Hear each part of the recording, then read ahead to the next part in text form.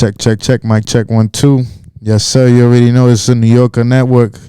I'm here with the heavy hitter, the Heat Rock, DJ Chubby Chub. Man, it's an honor to have you here, man. It's a pleasure. Definitely a pleasure to have you here, man. Thank you for having me. Thank you. I'm beyond humble. I'm gonna tell you that much. First off, beyond humble to have you here. Thank you.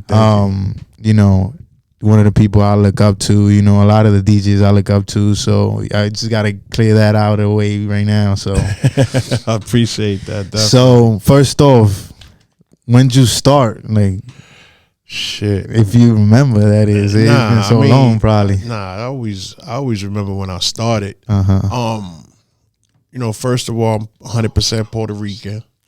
You know, the Guayama, Puerto Rico. And but you Puerto Rican, nah? You 100%. Okay, that. Okay, 100% okay. Puerto Rican. Boricua en la casa. Ya tú sabes. And you know, I started by hearing music. You know, my mom used to play a lot of salsa. Right. But I wasn't a fan of it. You know what I mean? So like 79 is when I heard like Cold Crush. Okay. My older cousins was playing these tapes. And it was just like, it was just crazy to hear like live music. It was just live with a live DJ and routines and rapping and harmonizing. Like, so it was just so dope. For the people that don't know who Cold Crush is, okay, like, what is Cold Crush? I mean, you know, Cold Crush was the gods. I got a young crowd, so a lot of you know, I love to, you know, let the younger generation of DJs we got now, they gotta, you know, I feel like it's good for us to know the backstory. Nah, definitely, you gotta teach them.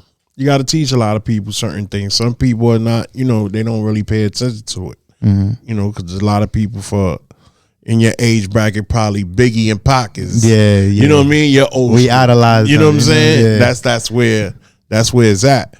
But I mean, for me, you know, I've been in the beginning of hip hop when I seen the eras. So Cold Crush was the first group I've heard on tape that had that powerful music, but it was routines over certain records. Right. So like a break beat. I don't know if you're familiar with a break beat. Yeah, break beats. So break beats are like a little piece of a record that the DJ would hold that and loop it and stuff, right? Keep going back and forth with the record. Right. And give it that feel. Yeah. So that feel makes people understand like, oh, okay, this is where they at. This is the groove. Yeah. So hearing them is what really started for me to understand the joint. Then, you know, outside in the parks, they used to have DJs just pull up. And you would watch them as a little kid. I used to be the little chubby guy in front of the rope. Okay. And they'd be like, yo, get off the rope. Little fat boy, get off the rope. You know what I mean? So there was DJs like DJ Squirrel, Dr. Pepper, Whitehead. These are the DJs that these people I never heard of. These are the DJs that I was growing up under. Like, these are the DJs that I paid attention to. Yeah. That I watched as I got older, and then Cutmaster LT. And then, you know, I met my man DJ Tony Tone, rest his soul, man. Rest his soul. You know, he was a very influential brother for me. You know what I mean? Like, I'm not saying it because his brothers. I've heard a lot of, like, I always show Tone love. Yeah, I heard a lot of stories about Tone. You know, I ain't really get to meet Tone, but not even like, just people that I know that I meet sometimes. They, you know, I go with his daughter, and you know, they be like, "Yo, you Tone's niece, right?" And like, yeah. So, and they get into a whole background story. You know, people that he done tatted up and helped out and stuff like that. Tatted up. Yeah, he done did a lot of things. Like, his creativity was out of here. You know, from music to drawing to his own style of dressing. Yeah, you know, because he was also bow-legged, so it was hard for him to wear certain kind of jeans. You know, it was the funniest shit to see him put on jeans. But when as young as he is, he used to run that baseball for real. Like, okay. He didn't care how much he was in pain. He would play baseball, man. It was crazy. Yo. You couldn't tell him he wasn't playing softball before we did anything. That's crazy. Like he was like very influential. Then I had my god brother, and he was very influential to me as a DJ. And that's how it been. Like it started like I was 10 years old and I was just mesmerized by seeing a needle and a record player. Like, Right. because at the time, record players were different. You know, it was like the arm would come across and it would land on the record and you could hit the arm and it would go right back to the beginning. Yeah, yeah. You know what I'm saying? It was the mechanism of the arm. This is before having 1200s. Yeah, yeah. So then I had, you know, you had BSRs, then you had went to SLB 10s, and then you had the curve arms and different kind of turntables that I witnessed before seeing 1200s. Man, it's crazy how far technology is coming. All this. Nah, it's crazy. I say it all the time. You know what I mean? Like right now, these are like my favorite joints. Nah, you know, yeah. Shouts to Rain. You know, I'm sponsored by Rain. Shout out like, Rain, man. So this is like a beautiful thing here. When I go on tour, well, when we was going on tour, because right now we ain't been touring. And who you was going on tour with? I DJ for 50 Cent. Okay, I got 50 Cent's tour DJ here. Yeah, this is crazy. Yeah, I've been DJing for Fifth. It'll be coming up now 7 years. Shout out 50, man. Yeah, you got a new single out too. So how'd that come about? How'd you meet 50 and start like touring with him? I mean, I knew Fifth for a long time, but it was an audition with 3 other DJs. And, okay, you know that's the end of the story. So big question I got. You a heavy hitter. Heavy hitter, digital. A lot of us DJs, you know, that's probably one of my goals. I feel like I want to work up to something. That's a lot of work, you know. I got a lot of time and I mean, if I let the beard tell it, I'm gonna believe that you older than the beard. You know what I mean? But I'm young. I'm still young. I'm only 25. You know. You good. I still got time on the place. I'm just saying the beard make you think you about 35. You know what I mean? So how'd that come about? Like, how long in the game were you? Like, what led up to that? You becoming a heavy hitter? Heavy hitter? Yeah. Oh man, you know, Enough is my brother. Big Spanish. You know, me and Enough. You know, he DJ for Biggie. I DJ for Jay-Z. I used to go to Enough house when his mom's in his house, and he lived in Brooklyn. He used to work on things, and then next thing you know, we used to sell mixtapes. And I used to work at a store in Brooklyn, you know, called Music Factory. See, me, I'm from the Bronx, but I used to travel. Yeah. So for me, I was always meeting people. Being in the city, that's something. So I wasn't afraid to go. Like, you know, even though my mother used to be like, "Yo, like you can't go there. That's not where you going. You're not supposed to go on the train. You're too young Spanish for that." mom shit. But I used to be out. So and then I would go experience. So and then I met Enough, and then Enough had a crew. God rest his soul, DJ Triple Threat. You know, he's the founder of the Heavy Hitters. You know what I mean? So, and then one day he was like, "Yo, you want to get down?" I was like, "Yeah, let's do it." That's crazy. And then we've been down with them for the longest. And then, you know, Slash, Lit Digital, my man Funk Flex. Shout out Funks, man. His new album coming out too, man. Yeah, he got some heat. He got some heat right now. From what I've been hearing, he got heat. He got some heat. I like that Guaracha joint with Fabio. That's just hard. Word, I ain't hear that yet. That joint is hard. I'll see when I hear it. I'll see. And that King Von record is ringing. Yeah, rest in peace, King Von, man. Rest in peace. So, just going down the line, has there ever been times has there ever been a time where you like doubted yourself in your DJ career? Like you ever thought like, damn, I can't keep doing this, or like? Nah, man, I ain't never get to that. I thank God I never stopped. You know what I mean? Even when I think a lot of people doubted me, I never stopped. I kept going. Right. You know what I mean? And I was able to travel and keep working. Like, you know what I mean? My thing was I started doing mixtapes, and my mixtapes started booming. You know, the movie that changed my life is the movie Juice. Right. See, I lived in the projects at 174 University. Okay. And the movie Juice came out in 92. And in that movie, Omar Epps goes for an audition. And Queen Latifah is like the person listening to the music. She like the host of the... Right. So she's listening to his tape. She's like, you do parties? Like, yeah, you know, I do parties here and there. You know what I mean? And she's like, you local. That was heartbreaking. Yeah. because I was young and I was doing parties in the area. I was doing Centers. I was doing Parkside Plaza. I was doing Savoy. I thought I was doing major joints. Yeah. But then that wasn't it. It was local. Like everybody in my project used to make jokes. Like we came back and everybody was like, yo, you local. You local. Damn. You know what I mean? But that just made you want to work harder. Yeah. See, it was a different era when I was growing up because the shit that people told you made you stronger. Yeah. You had no other choice. Like, see, now kids don't have that. A lot of kids don't have that strength. And that's what's sad. Because if you believe in yourself, don't let nobody else doubt you for what you're able to do. Yeah, they don't know how to take constructive criticism. Yeah, it's not just the criticism. It's also like they don't know how to multitask. Right. You see what I'm saying? Me, I used to work at a sneaker store. I used to work on Dr. J's on 149th and 3rd Ave. But I would still go to clubs to go see what was going on. Right. You see what I'm saying? And I still was doing parties and I still was going here and I still was going in and still going back to work. Right. Tired and all. Yeah. Sleeping in the stock room and all that. Like, you know what I mean? But kids nowadays don't have that. And I get it. You know what I mean? I understand it. But sometimes you gotta be strong. You gotta put your all into what you believe in. Right. Even if it's writing a book, even if it's learning how to drive. You gotta put your all into it. Yeah.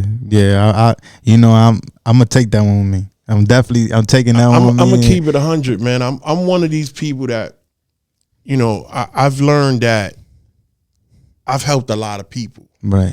You know what I mean? And I mean, like, I could tell you, you know, Static Selector. I don't know if you know Static. Yeah, Selector. I know Static. Static Selector used to be he one of my favorites. That used to cover for me in Boston when I used to travel. Because I used to DJ for Khalees and Britney Spears. He used to cover for me on the radio.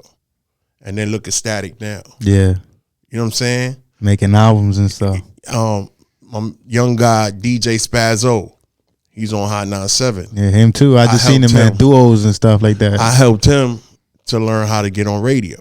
You see what I'm saying? Like, I help people. I don't have a problem telling people what you got to do. Yeah. All you got to do is follow the method and believe in yourself. Right. Once you come in with the confidence, it's nothing. Yeah. Everything else is going to come along. I never did radio a day in my life. I used to listen to radio, record radio. Next thing you know, I'm on radio. And I've been on radio now 20 years. Yeah. And I'm still on radio. You know what I'm saying? That's a blessing, man. That's a blessing. And I'm thankful for that. You know what I mean? This year alone makes 25 years in the game professionally. That's crazy. I'm on my 5th passport.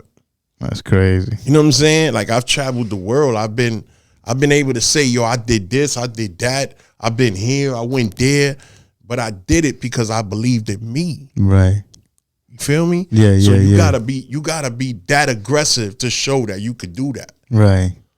Damn, it's like every day I wake up and I'm doing this. You know, Rob knows I'm always in and out in the streets, you know, just trying to make myself better every day. You know, I got my office here.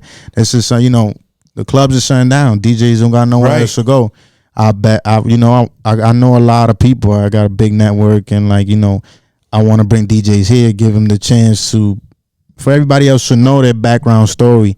And like I said, it's a pleasure and an honor to have you here. Thank you. You know, just knowing the backstory, knowing everything from the beginning is something I cherish because this is my passion. You know what I'm saying? I was in the Navy before this. You know, I was a veteran in the Navy, but you know, I've always had music in my life. Period. Like I was DJing before the Navy, and I was DJing in the Navy, so I was doing a whole bunch of things. Same thing with the multitasking. That's how I was like, so I was taking it in. I was like, you know what, you're right, because a lot of people can't do it.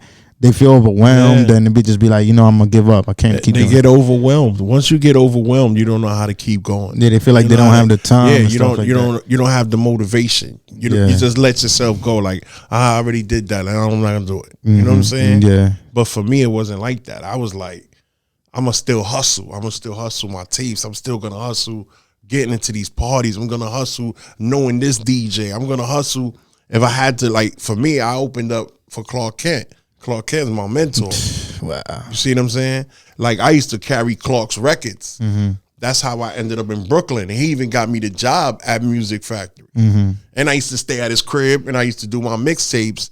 And I used to have Jay-Z come through, and he'd do freestyles while we was at Clark House. That's crazy. My shit was a rap. That's you know what crazy. I'm saying? I used to make my tapes in his crib. That's Because crazy. he had all the shit. He had all the digital shit. Like, he had everything at that time. Nobody ain't had that kind of shit. Nobody had no bread like that. Yeah. Niggas was going home and recording on regular tape decks. That's crazy. He had the whole reel to reel. He had the day ADAT. He had your joint sounding crazy. That's an era you'll never see no more. That's it. Like, you know. Nah, you know what I mean? It's the technology is there though, but you know, it's just like you don't get that same motivation no more. Because now, you know, it's not like when I was growing up, we used to hang out together. DJs used to hang out to learn from each other. You know what I'm saying? So like I would go to Tone's house, dumb hot in his apartment, and we didn't care. We was in there. We was in there practicing for hours. And he would just show you certain shit and you'd be like, ooh, all right. And then he'd take certain records and you'd be like, yo, this nigga just did that. How? Like, you know what I mean? Yeah. And I like, nah, I gotta learn this shit. Yeah. And I would practice shit. And every day I would practice. I wouldn't stop. I still practice to this day. Nah, yeah, I think practice is key. Even like it's never enough. It's definitely always to be great on everything. You know what I'm saying? You got to be able to play everything now. It's not like just being a hip hop DJ and that's it. Yeah. You got to play everything. Facts. Even if you don't speak Spanish, you still got to play Spanish. Yeah. You know what I mean? It's a lot of music in the world now. Yeah, that's a major key. See, before it was only 4 crates. You had hip hop, old school hip hop, reggae, and R&B. That's all you used to bring to the club. Now you gotta have guaracha, you gotta have trap, you gotta have Afro beat, you gotta have Afro house, you gotta have Brazil, you gotta soca, have, you know what I all mean? that. Like, Yeah. it's a lot of stuff. Yeah. You know what I mean? But a lot of people don't expand their mind. So that's where it becomes really like troublesome for a lot of people. Yeah. That's crazy. I mean, it's all true what you're saying though. One thing I wanted to ask you too, with radio. How was it the first time you getting on the radio? Were you nervous at all? Was there like I don't know, were you actually prepared for that? Nah, I wasn't. So the funny story was it was 2000, June of 2000. And they asked me to be on this radio station, but they said they want me to do noon. So that's the 12 o'clock midnight, the midday. And I was like, all right, you know, whatever, I'll go do it. But I'm coming from the street, you know what I'm saying? I'm coming from mixtapes, I'm coming from the clubs. So I don't know radio. I don't know the sandwich of records. So you're supposed to play good, bad, good, bad, good, bad. That's how it's supposed to be. But I didn't know that at the time. You know what I'm saying? So I came on with CNN, Foxy Brown, bang, bang. At 12 o'clock. Bang, bang, bang, bang, bang, bang. They was like, the PD came in, program director said, what are we doing? That's not a hit. I was like, what's a hit? I took it off immediately. She went in, the girl that was in front of Sherry Martinez. She was the radio announcer. She went in right to the radio, to the commercial records. So I didn't know, you know what I'm saying? And then they started breaking it down to me. Then I paid attention, and I even went to Mr. C. Mr. C helped me out. Flex, Enough. You know, certain cats was telling me what I had to do, and I was like, oh, all right, I get it now. Yeah. And then I started paying attention. That's what it was. And how hard was it? Easy? How long did it take you a while to adapt to that world? Because like me, it's kind of hard. I like playing, you know, that down and dirty and stuff. Yeah, you're gonna want to play the way you want to play, but if you're playing on radio, prepare for that list. Yeah. List. I heard about that list it's too. list. You know, the hits and all that. You gotta pay attention to the A, B's, and C's. And it's simple. It's just knowing your time frame of how long you have and how many songs have to be played in increments. Right. You know what I'm saying? But it's simple. It's pretty simple. Man. Yeah. It's not a hard thing. But yeah, I get it. You want to just play to play. Yeah, you know. Whatever you feel. Like, I want to play King Von right now. And I want to go to the next drill record CJ. You know what I'm saying? But it's just it all has to be mapped out in the way they have it already for you. Right.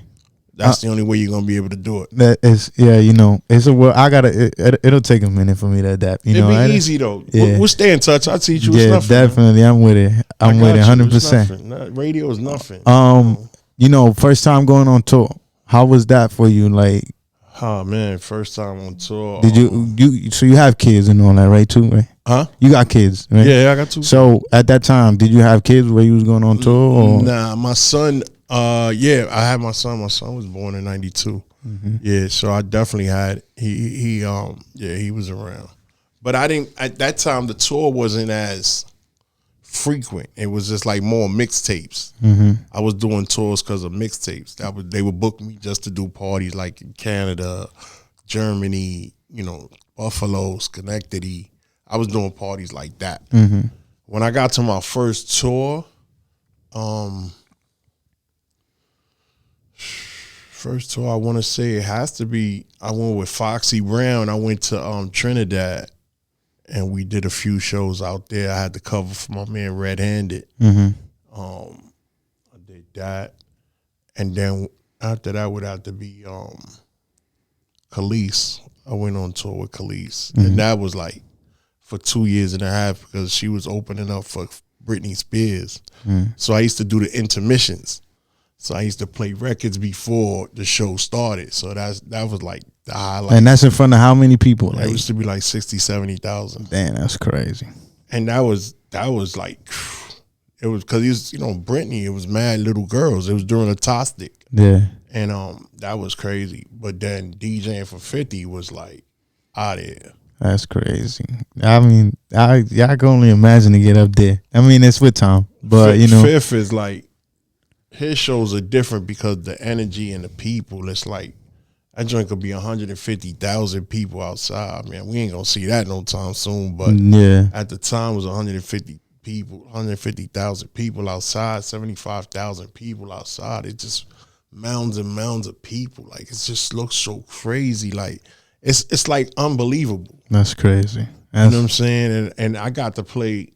Like a lot of the spot dates that we had, I played for the people before he performed. And that was like out of here. And you gotta like prep the crowd for him and stuff like that. Yeah, like it's just like not saying prep the crowd for him, but playing music before he came hype out. The crowd hype the crowd up because he's his own entity once he comes out. Like people go crazy for him. Yeah. You know what I mean? But it's definitely a beautiful and challenging situation. Right. You know what I mean? Like I DJ for Fat Joe for a while. That's my brother for life. We went to Africa. We got held hostage. That's crazy. Yeah, we was. How was that? It's crazy. We couldn't come home for a while. That's crazy. Yeah, we was held hostage. It's a big story. It's crazy. Damn, that's crazy. That's crazy. There's a lot of stories. Yeah, I want to hear about them, but you come this far, right? Do you have goals for yourself still that you want to accomplish as a DJ or as a just as a person yourself? I mean, I think now it's not really the goals for me. More is like consulting. I started a company and it's more consulting, right? Being, helping artists and helping DJs to get a better view of what they could do to make themselves better. Right. You know what I mean? That's what I'm working with. Okay. I feel like that's, you with all the experience you have is definitely a good thing. Not a lot of people do stuff like that, help not people everybody out. have that whole motivation to help somebody else better. Yeah. You know what I'm saying? Some people rather just keep everything they got to themselves. Yeah. And I'm thankful that I'm able to, still be here and do what I do and love what I do and help whoever I can help at what I do. Right. Right. So what do you think is something that, kind of makes you stand out and differ you as a DJ? There's a lot of DJs out here, just a question. What do you think differs you from everybody else? Separates me? Yeah, basically. I think my voice is more stronger than anybody's Nah, voice. yeah, it definitely is. Hearing you in the headphones, it sounds heavy. And this is my quiet voice. Yeah. But I mean, overall, I gotta say it's my voice and how I interact with people and how I interact, period. You know, being able to speak. Because, you know, as a DJ growing up, if you wasn't able to speak to the people, you wasn't gonna be hot. You not gonna be hot. It's a fact. And it's not the people, it's the girls. If you don't get girls to understand you in the wrong game, man. Because if you weren't about my mans in them, then you definitely you set up for failure. I worry about every girl that's in the club or in front of me when I'm playing to make sure that they rocking. Yeah, I think crowd, just controlling the crowd is one of the most important things. It's the most important thing. Yeah. But, you know, being able to people to understand you, you know what I'm saying? Like your voice has to come across. Like you got to be confident when you're speaking. Right. Because if you don't have that, you could forget about it. You might as well just be the guy playing music. Yeah. You know what I mean? And I don't know. I don't know. I don't like not hearing the DJ talk on the mic. It's kind of awkward sometimes. Some cats don't need to talk. Yeah.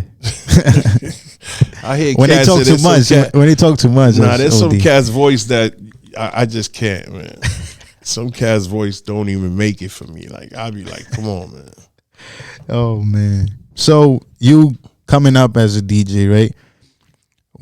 Who were your inspirations? Like, I mean, for me, Charlie Chase, Grandmaster Flash, Tony Tone, Bow-Legged Brother, my god brother Diz, DJ Squirrel. I had also after that, you know, Kid Capri, world famous Brucey B, Star Child, and I bet you've met these people. And I work with all of them, and they still friends of mine, except for the ones that's passed away, like Love Buzz Starsky and Star Child. They're not here no more, right? But they never forgotten. You know, but my biggest inspiration was definitely Brucey B, because cats on my block used to hustle, and they used to bring me back the tapes from Brucey B. If you don't know about Brucey B is that voice. Like when you hear somebody talk on a tape, you be like, oh, that's Bruce. Wow. Like he has that voice is golden.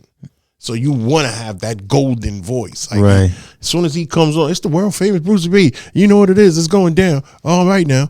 It's just he has that flair for it. Right. You know what I'm saying? So Bruce, you know, and I got to work with Bruce. I used to do this club called Freaky Fridays on University in the Bronx. And I'm too young for that. Yeah, I used to open up for Bruce. Yeah. And Bruce used to come and close the joint, and it used to be rocking. But it was a small spot, like probably a little bit bigger than here. You know what I mean? But it was just a spot that we used to do every Friday called Freaky Friday. And it was just be bananas. Right. It would easily be like crazy every Friday in the Bronx, in the hood. Like everybody, the line would be outside. People still trying to get in. It'd be crazy. That's crazy, man. I mean, like back in the days, did you have somebody who would like MC for you when you was going to the parties, or you was MCing yourself? I did my own joint. In the beginning, I didn't. In the beginning, I had my man Red Handed. So I could tell you about that too. So when I first started doing mixtapes, I used to just do mixtapes without talking. And a friend of mine introduced me to doo-wop. You ever heard of DJ doo-wop? Doo-wop is like the mixtape king, like one of the mixtape kings, you know what I mean, Puerto Rican. And but doo-wop was dope because doo-wop could rap and play music. He was better than rappers that were rapping at the time. Yeah, he's still dope because he does things. You know, he did things with Tony Touch. They call the Diaz brothers. Google them. Trust me, you hear some joints. See Tony Touch, I know Tony Touch. Well, if you know Tony Touch, you got to know doo-wop. Yeah, doo-wop is right there. I ain't really listened to too many of his tapes though, but I got to get into that. Yeah, like you know what I mean. It don't hurt to go to YouTube. Yeah, you know what I'm saying. They got them all on Apple too now. So yeah, so doo-wop put me on to mixtapes. He was the one that told me I had to talk on my tapes, and I was like, I don't want to talk. I don't like my voice. You know what I'm saying? I could give you the tape, and we take it downtown, and we sell it, and see how it works out. He like, nah, you got to talk on the tape. So then I used to use my man Red Handed to talk on the tape, and WAP would go, nah, B, I don't want nobody else. I want you to do it. you got the voice. I was like, I don't got the voice, B. I don't got it. Like, I really don't. Like, I used to be like, the voice is garbage. Like, you know what I mean? But then he was like, nah, you got it. And then when I did it, I was like, ooh. You know what I mean? Like, it just started, like, picking up. People was like, yo, that's you. Like, I was like, yeah. And it's like starting to learn how to say different things and how to motivate myself to run through records and stop joints and know how to talk. Like, that was the thing, like learning how to, like, almost what Kid Capri would do. Yeah. It's you like, know what I'm saying? Like being able to like transition and stuff like that. Yeah, transitions and being able to catch a record and stop the record and talk to the people and then come back to the record. Like, it's a lot of energy with that. You know what I'm saying? Yeah. And a lot of people don't have that. And I've been blessed with that. That's crazy. That's crazy. I mean, because I know back in the days, people have MCs and stuff like that. So yeah, everybody had an MC. You know what I mean? And you know, DJs would always have other people talking because they didn't have the voice. So they would let somebody else talk for them. You know, that's why the purpose is the MC and the DJ. You know what I'm saying? But when the DJ learns how to do the things by himself, it's a better situation. So with DJing, right? Before DJing, you said you had a couple jobs and stuff like that. Was there anything like, even before you started DJing, you had a regular job and everything? Or I went to school, played football. That was my thing. DeWitt Clinton. I played the first year and a half. What year did you go to DeWitt Clinton? 84. Was it 84, right, Rob? Like 84, 84. My coach used to coach the basketball team in DeWitt Clinton. Oh yeah. And when I got there, it turned into co-ed. Okay. I got there the first year because before that was an all boys school. And when I got there, it just that year had became girls was in the school. My coach used to coach Nate Archibald when he used to play basketball in DeWitt Clinton. I don't know if you used to play at around that time. I can't remember. I don't remember the year, but it's crazy just hearing the backstory again. It's like I'm here learning. You know, I'm the student. I'm just here. You know, taking it all in. You know, and it's a beautiful thing. As long as you're willing to learn and pay attention, it'll help you. I'm real open to learning. I'm all the time. I'm open to learning anything. You know, you guys, Rob. Dude messed up his the machine in the house. I was watching it and I learned right away. Next time I got fucked up, I fixed it and stuff. That's crazy. So, it's just everything. I'm always willing to learn. You know, I'm always, regardless. We all students in the games too. We all got people we look up to and take in and stuff like that. Definitely. You know, what's your like one of your most important moments in your life that you'll always remember as a DJ? Oh man, so many things. I mean, I'm gonna definitely say breaking records. Like, I got plaques from so many different artists, and I got so many different awards, and I got, I've had the biggest birthday parties in Boston. I had the biggest parties in Providence. I've had the biggest parties, period, for my birthday every year. I mean, and the biggest blessing is to say that I can still do it. Yeah. You know what I'm saying? Like, I would have thought, by a certain time you'd be like, nah, I can't do this no more. You know what I mean? But look at me. I don't even look. Yeah, you don't look that old. You got a clean shaved face and all that. You probably look I don't even younger get no than me. hair, You probably look younger than hair. Yeah. I don't get no hair, man. All I got is curls, man. Yo, that hair on fleek too. He got that dude, them curls was on fleek, yo. That's all I got is curls, you know what I mean? And I lost a lot of weight, you know what I'm saying? That's what's up, man. So for me it's been a blessing, trying to stay fit and trying to make it to that realm of an older guy. Yeah. I mean, I think you just become your own person as you go old. Absolutely. I don't think you change like that. So now the Corona era, right? How has that affected you at all? Like, I mean, with the partying, the clubbing and partying stuff. and not traveling, it definitely affects you. Mm-hmm. But you're still able to stream. You know what I mean? Like I'm always streaming, so I'm good. Like and the love is crazy. Like Twitch is like out of here. Yeah, man. a lot of people Twitch be love. sleeping on Twitch. It's funny. In the beginning, I was on Twitch streaming because I streamed through different platforms through one thing, but I didn't concentrate on Twitch. You see what I'm saying? So I was doing Periscope, I did Facebook, I did Instagram, YouTube, something else. Mixcloud came out later, so I started that. Mm-hmm. But the fact that Twitch, the love, like when you're dedicated to it, you get people popping in and it's just like, wow. Yeah. You know what I'm saying? Like, since I paid attention to it, my numbers went up. People come in and they enjoy what I do. It's crazy. Like, the energy is just it's crazy. kind of difficult sometimes when people don't got that account. They be like, oh, I got to sign in. And, yeah, but you don't even need the account, though. You could just do it. You could just click on and watch. Yeah.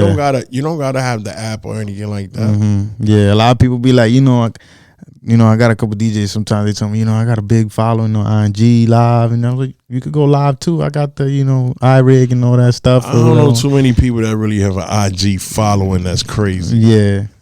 Ain't nobody breaking 500.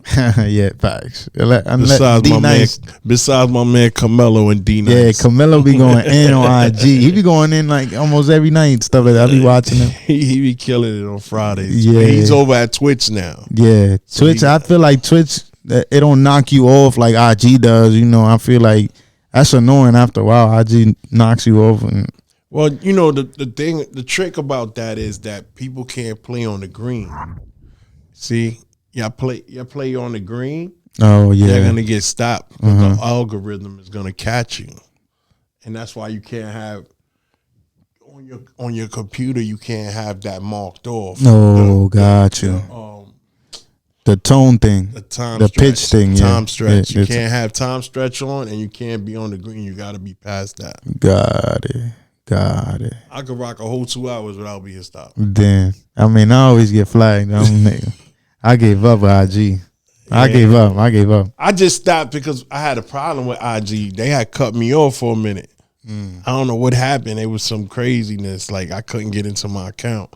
But then I got it back. So I was grateful for that because I was bad if I would have lost my joint. That's crazy. I would. Because a lot of people lose their accounts due to being hacked. Yeah. So that joint is crazy. But yeah, I just go straight to Twitch, man. I do Twitch, Periscope, Facebook for like a hot second, and I get cut off. Right. And I don't care if I get cut off. I just try to tell people like, y'all here might as well come to Twitch. Yeah. And I got a platform where you don't even have to use Twitch. You can go straight to DJChubbyChub.live. Okay. When I'm live, you can click on that and you can watch me through the whole joint without getting clipped. And that's your website? My own website, my own platform. And how you got that set up in there? I got an IT guy. Okay. Oh, damn. It's serious. And then he asking me about my board over here.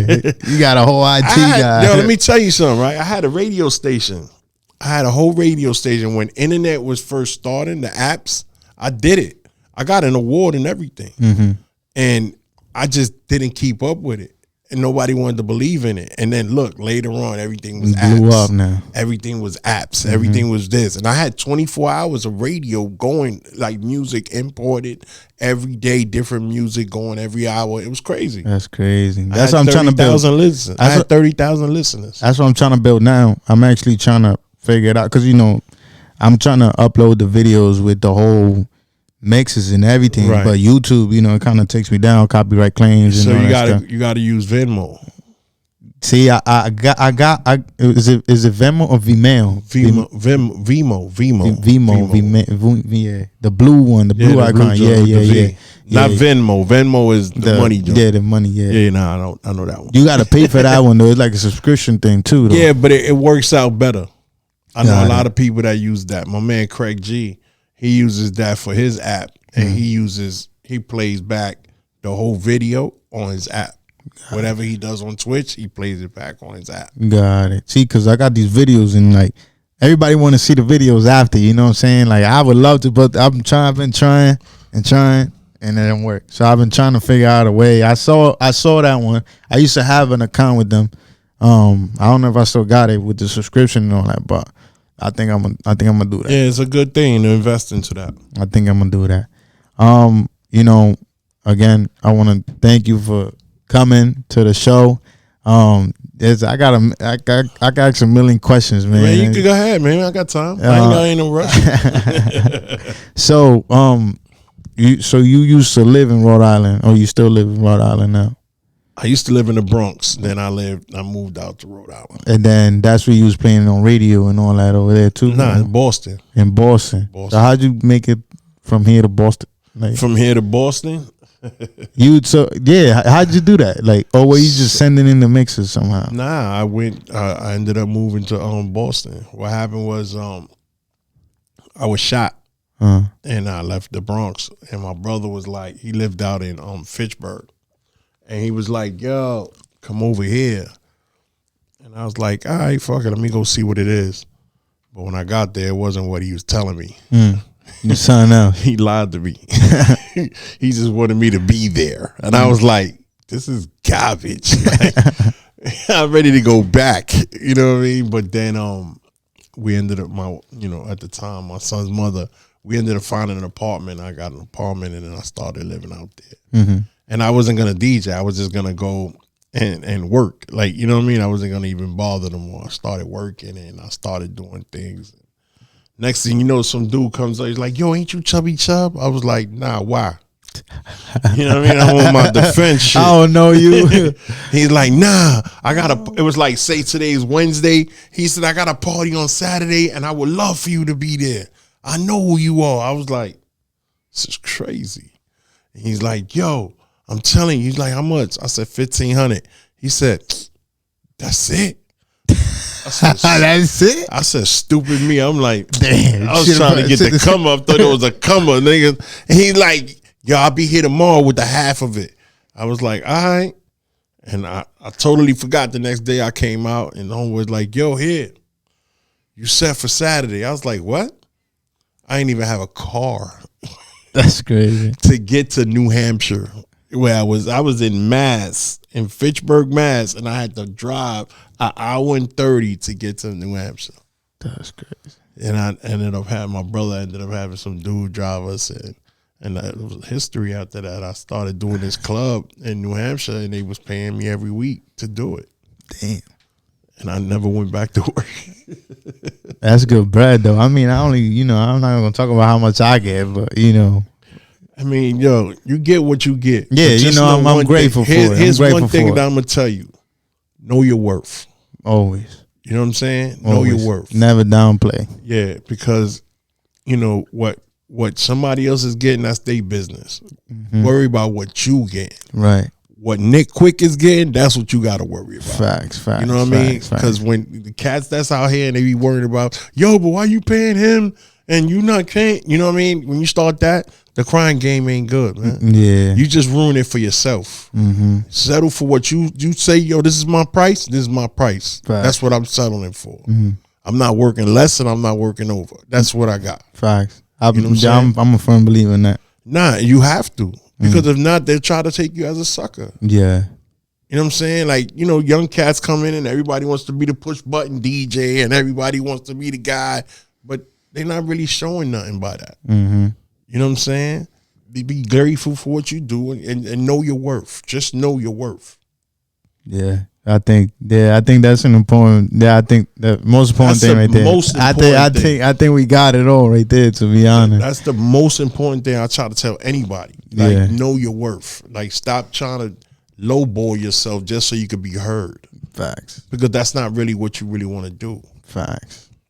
You know what I'm saying? You want to be heard because you have a talent and a gift that you want to show the world. Not because I got the hottest 10 songs and that's what I'm playing. You know what I'm saying? Like, that's whack. Yeah, it definitely is. Yo, so again, thank you for coming. Thank you for having me. I think that was good. We definitely ended that on a good note. you know, if you want to give a shout out to anybody, if there's anybody you want to give a shout out to on that, you know. I mean, shouts to everybody. Shouts to my man Rob. You know what I mean? Tony Tone. You know, and definitely, you know, all the DJs out there, believe in yourself, man. Facts, 100%. All right. So we're gonna do a little set. But before we go ahead and hit a set, I always tell, you know, I always let the viewers know some things I do. You know, collect water bottle caps and stuff like that for kids out in Mexico. If you get a whole bunch of water bottle caps, you know, I send them out to Mexico, and it gives one kid a free cancer treatment. Well, it's all for cancer treatments and all that, so it helps kids. Oh, that's dope. Gives free cancer treatments and all that. I was just in Mexico not too long ago. Had a chance to visit the hospital over there, and you know, I asked them about it, and they were like, "Oh yeah, how'd you know about that?" And I'm like, you know, I do my research and stuff. He's like, "That's crazy." They were so excited, and I was like, "Yeah, you know what? I'm gonna send it to this hospital." So if anybody, you know, has water, you make sure you don't throw out these water bottle caps, you know, or any plastic caps at all, you know, for the laundry or whatever. You know, if you got it at all, you know, I'll gladly take it from you. You know, put it in a bag, bring it over here. I'm taking. We sending it over here. I will help that cause. Yeah, we sending it over here. Man, I be throwing away mad bottles, and I feel like shit. Yeah, yeah. We just started doing it in the crib too. Yeah, I got a bag full, and I recently just had a toy drive. You know, we recently just went out and got the toys. You know, I was excited. You know, we gonna have, it's about 62 kids. They're gonna be real happy this holiday season. You know, I gotta get the gift wrap ready.